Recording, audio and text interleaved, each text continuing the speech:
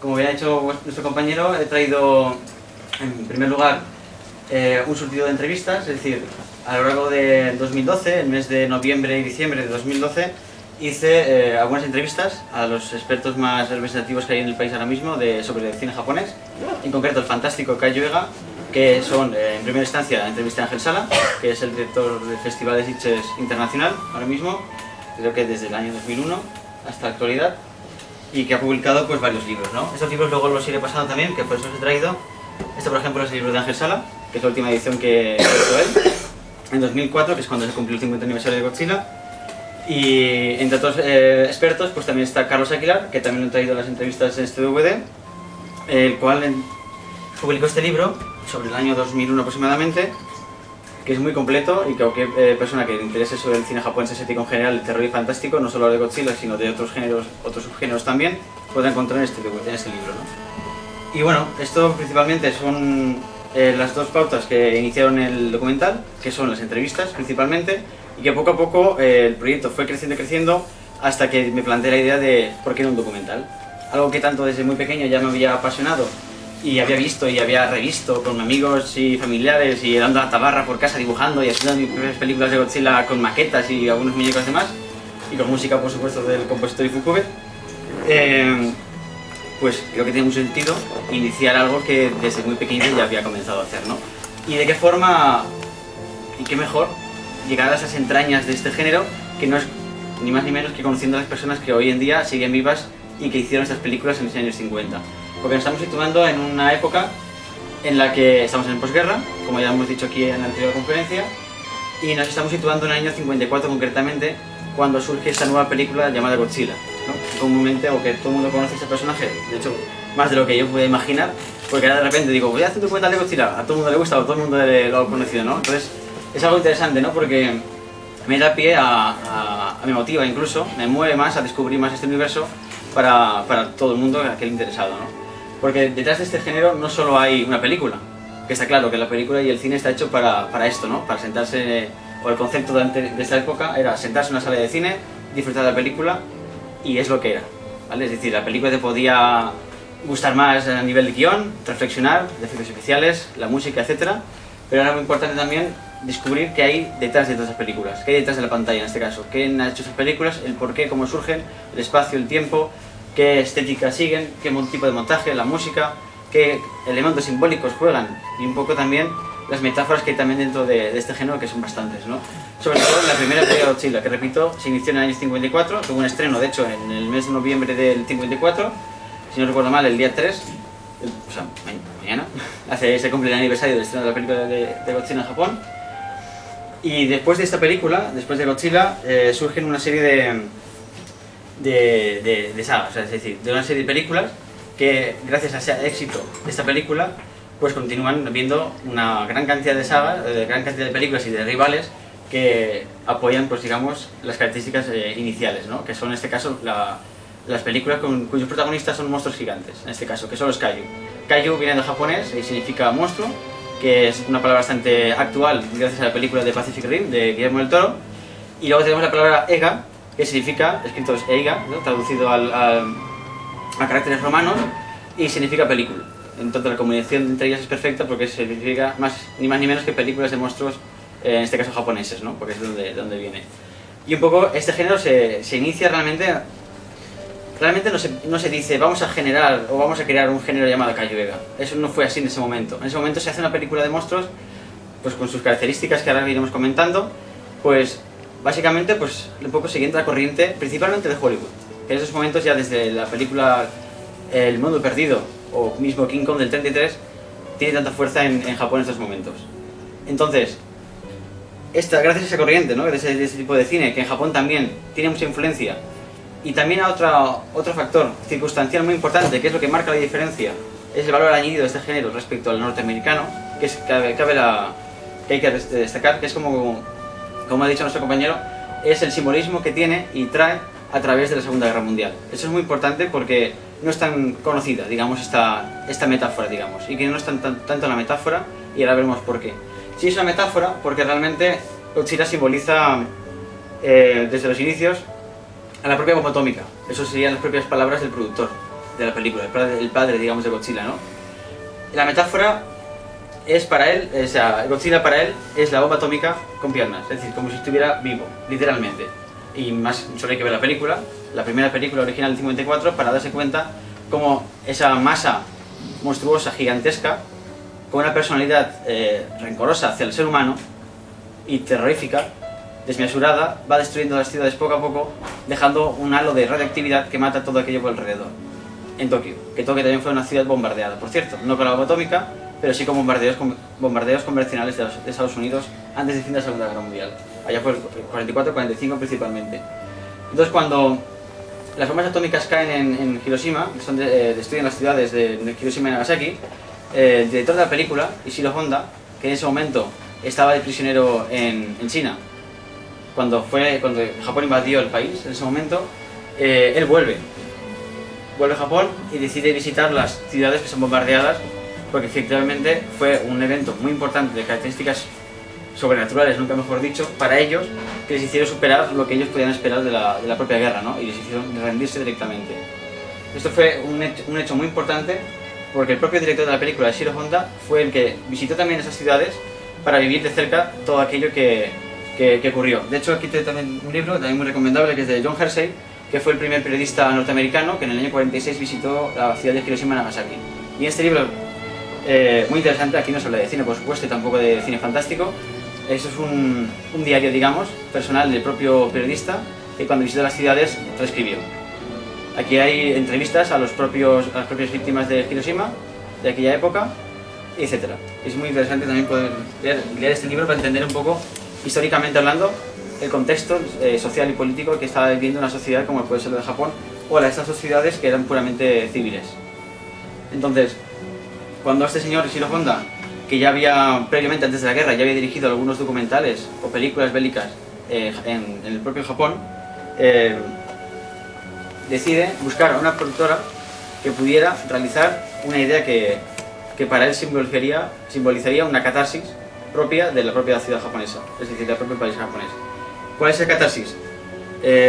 Metamorfosear directamente, como comentaba antes, ese dolor, ese trauma social al cine.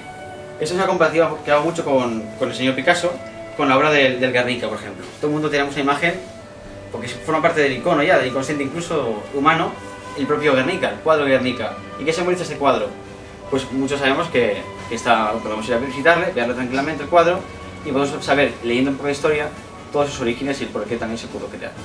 Bien, el Guernica también fue una ciudad bombardeada durante la Segunda Guerra Mundial aquí en España, y que el pintor Picasso decide pintar para dejar constancia de ese bombardeo sin sentido para esa población que sufrió de Guernica el bombardeo de los aviones alemanes. Entonces, yo siempre hago un paralelo con esto.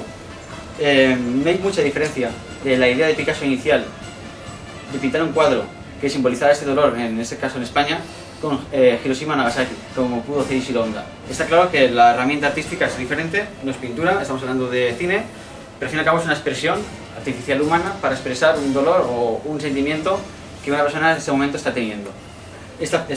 Ishiro Honda lo que hace con esta película es básicamente trasladar, igual que hizo Picasso, al cine todo aquel dolor que él pudo no vivir porque no estuvo en aquellas ciudades, pero sí captar cuando, o sentir con sensaciones cuando él estuvo en las propias ciudades. Esto es muy importante porque esto le hace llevar hacer la película finalmente con un productor que ya paralelamente a él, sin conocerse, quería hacer una película que tratara sobre monstruos gigantes, dados a los éxitos que tuvieron. Este productor se llama Tomoki Tanaka, digamos que sería otro de los padres del género Kaiju Eiga y el propio Godzilla. Tomoki Tanaka tenía ya una idea inicial de hace ya algunos años, tras haber visto la película El monstruo de tiempos remotos, que tuvo mucho éxito en Estados Unidos y también en Japón, y también, de la cual luego hablaremos también sobre los efectos especiales, también por supuesto King Kong, como comentaba, y el mundo perdido también. Entonces él quería producir su propia película de monstruos para también rescatar su carrera, que en ese momento, tras un fracaso que tuvo en Indonesia, donde iban a producir una gran película, el cual fue despedido. Entonces él quería remontar, y la forma en la que él vio rentable eso fue producir su propia película de monstruos gigantes en este caso. ¿Qué pasa? Que no había una idea, un motor o un guión todavía, hasta que apareció el señor Ishiro Honda, que le contó toda la idea que él tenía prevista para transmitir al público, en este caso a la sociedad japonesa, que 9 años antes, tan solo, había sufrido el ataque de las bombas atómicas. En ese momento se ponen manos a la obra y comienzan a crear un guión que se llama Gigante. Es decir, no se llama Godzilla inicialmente, eso no existe. Entonces, con esta idea de la película Gigante abreviada G, que es como iba a llamarse, de Gigante, iban a iniciar su primera película. Y esa película no iba a tratar de Godzilla, no había un monstruo gigante como el que conocemos ahora. Iba a ser más que nada que de un pulpo gigante. Iba a ir de una cosa muy diferente. No tenía realmente lo que ahora vamos a ver la trascendencia que ha tenido posteriormente esto. A cabo de 2 meses, después del trabajo y demás, la idea cambió totalmente. Dado ya por circunstancias quizá de presupuesto o quizá de técnica, pero la idea giró totalmente y se decidió crear una fusión de un monstruo llamado, de un monstruo a través de 2 fusiones, que es la de un gorila y la de una ballena. Y de ahí viene el nombre de Godzilla, que en japonés es Gojira. Es la fusión de gorila en japonés, y de Kiyu, que es ballena en japonés. Entonces fusionamos las palabras y sale este nombre, que ahora mismo es traducido al occidental Godzilla. ¿Por qué se traduce de esta forma? Porque básicamente pues vocablo se traduce en japonés al occidental realmente. Entonces, una vez tenemos la idea de cómo surge todo esto, de cómo, primero, la trascendencia que va a tener este guión para Shiro Honda, que también está escrito por él, y con su compañero Shinichi Sekizawa, comienzan a trasladar toda esa realidad objetiva que ocurrida a finales de la Guerra Mundial a través de una película, de una expresión artística, donde a través de un guión van a mostrar todo lo que ellos han canalizado, las pautas más importantes del cine de ese momento, de fantástico, para que la película también funcione, y ese combinado va a hacer lo que hoy en día es una película que no puede dejarse atrás en la historia del arte, o la historia del cine en este caso, porque tiene una gran importancia. Después, como he comentado, a partir del año 54 hasta 2004 se han hecho infinidad de películas de este género, de Kaiju Eiga, que en cuanto había un monstruo gigante en una película japonesa, directamente se catalogaba como Kaiju Eiga, ¿no? Pero porque, como comentaba nuestra compañera, había otras compañías que eran rivales de la Toho, que la Toho era la productora que actualmente sigue en pie y que fue la que produjo esa película de Godzilla en este caso. Otras productoras, por ejemplo la de EA o Pikachu, por ejemplo, fueron otras productoras que produjeron otros Kaiju Eiga que hacían esa competencia que no consiguieron rivalizar con Godzilla, ¿no? Entonces, todo esa historia, ¿no? Tanto la historia real de la Segunda Guerra Mundial como la idea de, a través de un tipo de cine muy peculiar, que ahora veremos también, cómo se construyen estas películas, cómo se hacen, que muchos quizás de nosotros hayamos visto algún fragmento, alguna película de, no sé, de Tim Burton o Steven Spielberg, porque son grandes amantes de este género, y porque sí, porque se han emitido durante muchas veces, hasta los años 80 en España incluso aún se veían en los cines de barrio, etc. Y se podían disfrutar en pases de cine doble, de cine de terror también, etc. Y hay actualmente, gracias a la nueva superproducción de Godzilla también, y al que se va a conmemorar dentro de poco el 60 aniversario también de la primera película de Godzilla, pues están haciendo a nivel nacional, como en Barcelona por ejemplo principalmente, estrenos a nivel de cine de algunas de estas películas, ¿no? Por ejemplo, la última más reciente fue la que hizo Ángel Sala, organizó en su festival de cine fantástico en 2004 con el aniversario de Godzilla. Lo que hizo fue directamente comprar los derechos de 6 o 7 películas de Godzilla, de una de cada época, y las emitió, las proyectó, mejor dicho, en las salas de cine de Sitges. Ahí estábamos también disfrutando de ellas, y la verdad es que fue una experiencia brutal, ¿no? Porque no es lo mismo ver este tipo de películas, que sí, que digamos es un hombre disfrazado y una maqueta, todo lo que queramos, pero no deja ser algo en el que, gracias al buen uso de la cámara, ¿no? A los buenos contrapicados, a los buenos planos generales, que nos hacen engrandecer con una buena música también las escenas de destrucción de pequeñas maquetas, y disfrutar realmente en una pantalla de cine como las generaciones anteriores, ¿no? A nosotros pudieron ver estas películas en su momento, ¿no? Que era como tenía que ser en circunstancias como tenían que ser, no una pantalla de tu casa, un ordenador, ¿no? Que eso desfragmenta bastante el objetivo del cine, ¿no? Que es entretener en una gran sala de cine para disfrutar de un buen sonido, de una buena música y una buena imagen, que de eso se trata. Entonces, todo esto me lleva desde 2012, bueno ya en 2008, incluso antes de acabar la carrera de Bellas Artes, dije, si un día en un futuro hago una licenciatura, en ese momento estaba con mi novia ahí también en Madrid, y yo le dije, estaría guay hacer un doctorado sobre Godzilla, ¿no? De eso creo que en España no habrá mucho escrito, y si hay tesis doctorales no creo que haya muchas tampoco, ¿no? Y entonces me puse a investigar, voy a mirar por internet, voy a las páginas del ministerio, y efectivamente no había nada. Y dije, bueno, pues no pasa nada, entonces aquí estoy yo. Voy a ver, desde mi punto de vista voy a intentar hacer algo que por lo menos deje constancia de que este género tiene un valor y hay que rescatarlo, ¿no? Porque el tiempo va pasando y bueno, Godzilla de por sí tiene una gran tirada. Mismo en Japón es un icono, forma parte de la cultura pop del propio país. Pero ¿qué pasa? Que mismo en Japón, su misma forma de pensar nace que no les interese tanto incluso exportar sus propios productos fuera de los límites japoneses. Es curioso, hay algunos casos de algunas películas de Godzilla cuyos distribuidores querían hacer subtítulos en inglés de las películas para que se puedan disfrutar y no había forma. Los japoneses decían que no, que esto era solo para Japón. Hacían dobles versiones. Haciendo dobles versiones, o incluso el último caso reciente es la película de Ultraman, no sé si era en el año 2010 o así, no sé qué versiones, pero hay muchas. El caso es que el compositor de la propia película tuvo que hacer subtítulos en inglés de la película porque la productora Subraya Productions, que fue la que hizo la película, no quiso hacerlo. Porque para ellos no es necesario exportarlo fuera. Y además que, por cierto, la primera película de Godzilla aquí en España no vimos la versión original japonesa, vimos la versión americana con Raymond Barr, que era famoso entonces por hacer la serie de televisión de Perry Mason.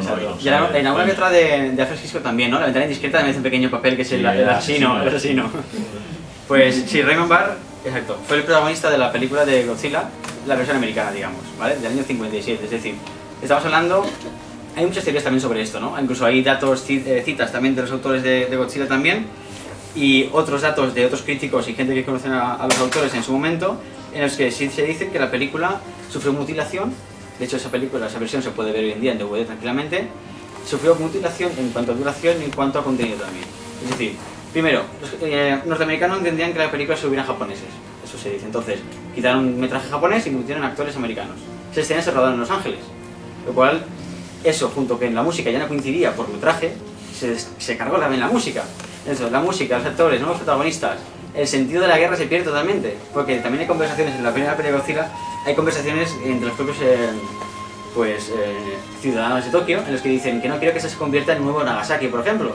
Entonces, ese tipo de alusiones a la guerra y a todo esto, se mutila claramente y se destroza.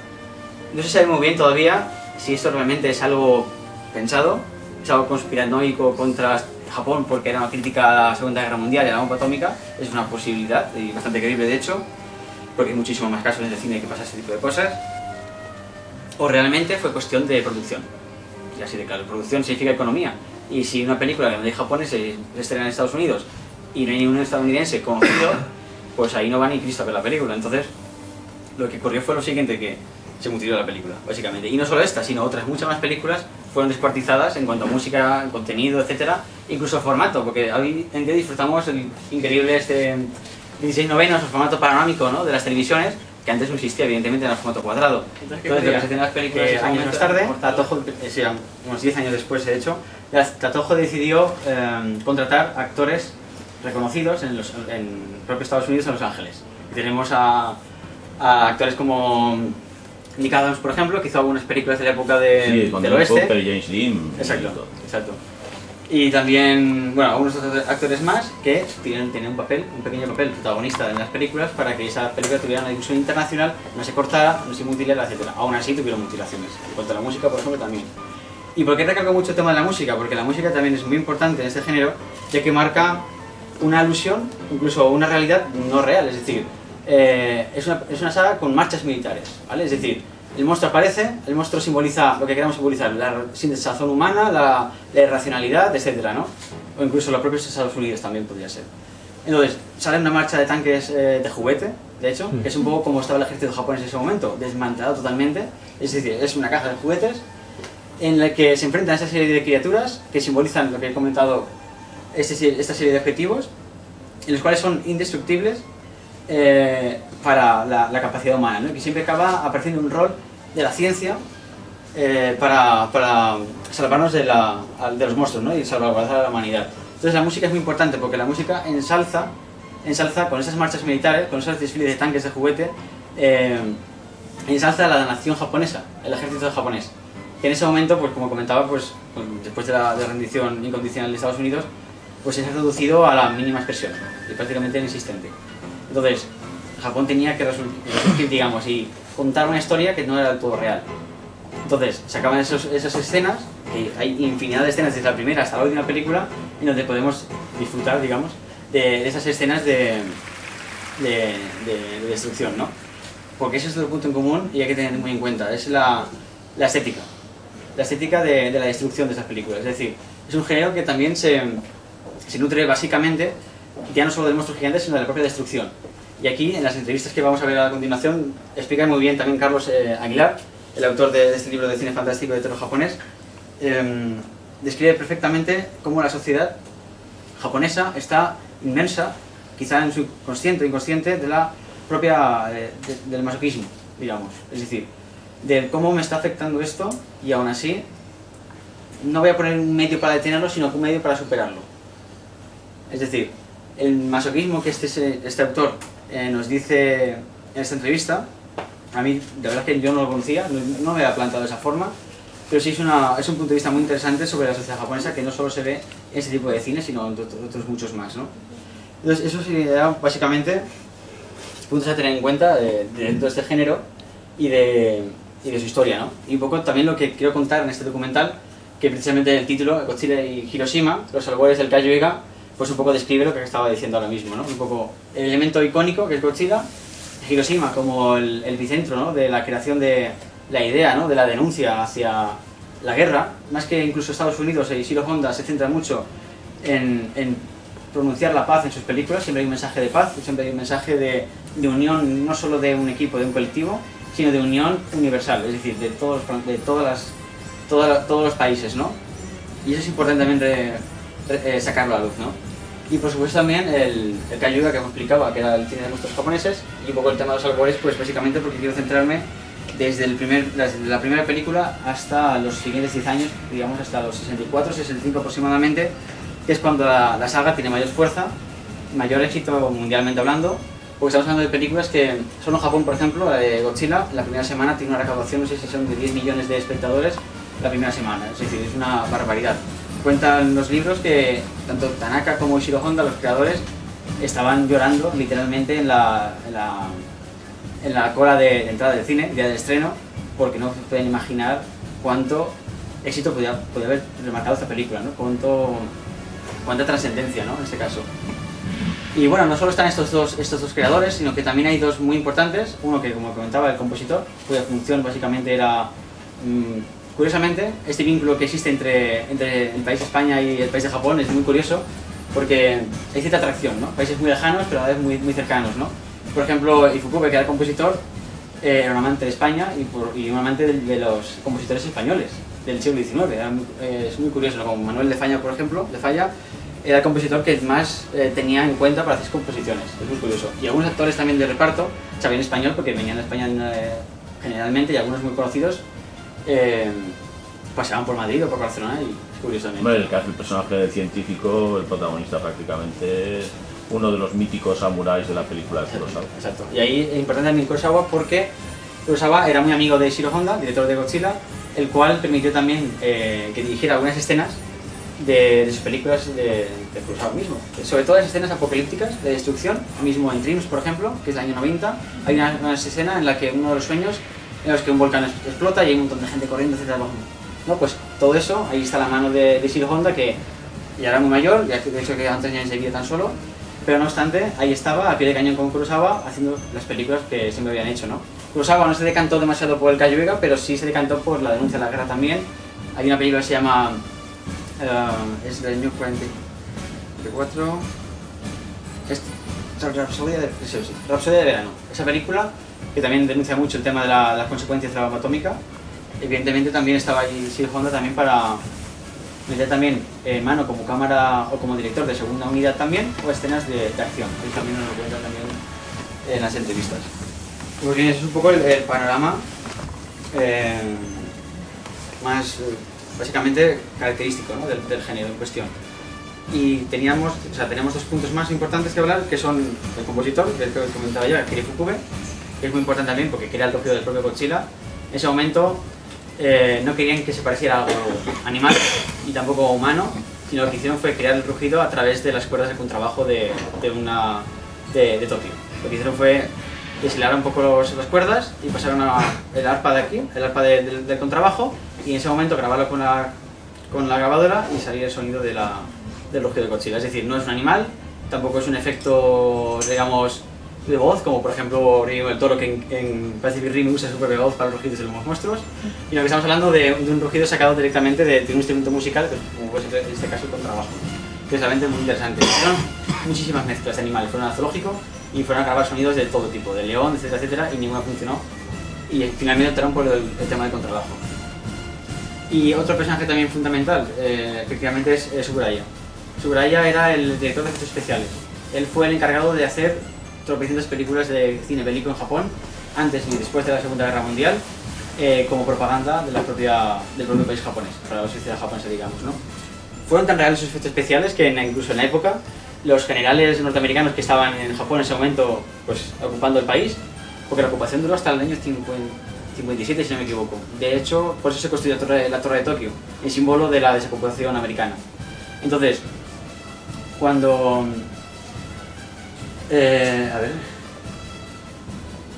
Cuando está liberada, vale, de la Torre de Tokio, entonces llega el Subaraya, que en el año 45 crea una serie de efectos especiales para unas películas japonesas y documentales sobre Pearl Harbor, y lo que hace fue crear unos efectos especiales tan espectaculares que los propios americanos que estaban en ese momento ocupando creían que eran unas escenas reales de la destrucción de Pearl Harbor.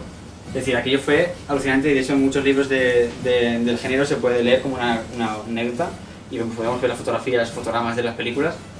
Claramente, si no fuera porque está un hombre cogiendo un avión con un hilo, dices, esto parece real, ¿no? Es decir, es alucinante el trabajo de este señor, que también es fundamental en cuanto a los diseños de los monstruos, por ejemplo, incluso en cuanto a la movilidad de los hombres disfrazados, y eso también viene un poco también por el tema del submotion, ¿no? Es decir, ahora voy con las entrevistas y ahí también hablaremos del stop motion y del submotion, que imagino que algunos lo conoceréis ya, que son dos técnicas muy opuestas en cuanto a cómo conseguir efectos especiales en una película, ¿no? Entonces, voy a poner las entrevistas.